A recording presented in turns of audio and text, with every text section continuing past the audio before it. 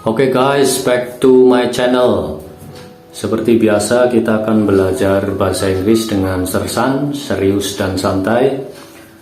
Dan pada kesempatan ini kita akan belajar bagaimana cara membedakan antara countable noun dengan uncountable noun. Ya, countable noun itu adalah kata benda yang bisa dihitung, sementara uncountable noun itu adalah kata benda yang tidak dapat dihitung. Kita mulai saja. Bismillah. Countable noun itu adalah kata benda yang bisa dihitung dan mempunyai bentuk jamak. Maksudnya adalah ketika ada sebuah kata benda kok ada tambahan s atau es-nya, itu adalah berarti countable noun. Sebagai contoh misalnya one apple, two apples, three apples misalnya. Jadi satu apel, dua apel, tiga apel. Jadi kata benda yang dapat dihitung itu bisa diawali dengan angka. Contoh dalam kalimat misalnya, we have 5 apples in the refrigerator. Ya, kita punya 5 apel di dalam kulkas misalnya, seperti itu. Kemudian uncountable noun. Uncountable noun itu adalah kata benda yang tidak bisa dihitung. Jadi bendanya itu tidak bisa ditambahkan s atau es karena tidak mempunyai bentuk jamak dan tidak bisa diawali dengan angka seperti tadi. Jadi ada macam-macam uncountable noun dalam bahasa Inggris. Yang tergolong uncountable noun itu banyak sekali. Di antaranya adalah liquids. Liquids itu bentuk cairan, itu kategorinya adalah kata benda yang tidak dapat dihitung. Misalnya liquids ya, itu water,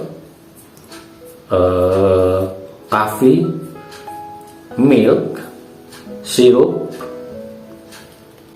Ya, kemudian kata food. Ya, food misalnya, food itu kategorinya uncountable noun. Misalnya kita mengatakan bread, itu nggak boleh breads, rice nggak boleh rices, bread, rice. Kemudian grains atau biji-bijian itu juga kategorinya tidak bisa dihitung, kata benda yang tidak dapat dihitung. Misalnya rice, salt, sugar, sand, flour. Ya, kemudian buah, ya fruit. Fruit juga kategorinya adalah uncountable noun. Kemudian abstrak. Abstrak itu ya contoh misalnya information, motivation, advice. Nah, itu tidak usah ditambahi s atau es.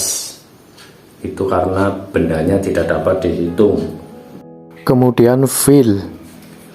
Misalnya happiness, anger, kemudian sadness. Kemudian lagi yang masuk kategori uncountable noun itu adalah occupation, misalnya science, education, business, dan seterusnya. Yang terakhir adalah material. Contoh misalnya plastik, paper, wood, itu adalah kategorinya uncountable noun. Oke, saya berikan contoh satu kalimat menggunakan uncountable noun. Misalnya, I have information from my friend.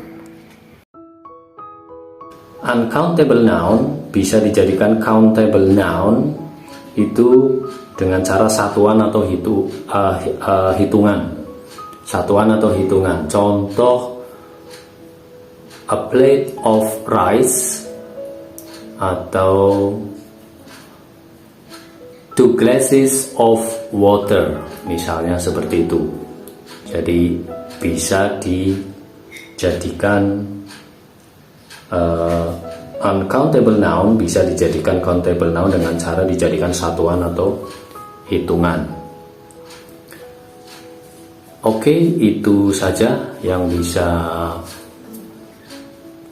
disampaikan. Semoga bisa dipahami dan semoga mencerahkan. Terima kasih.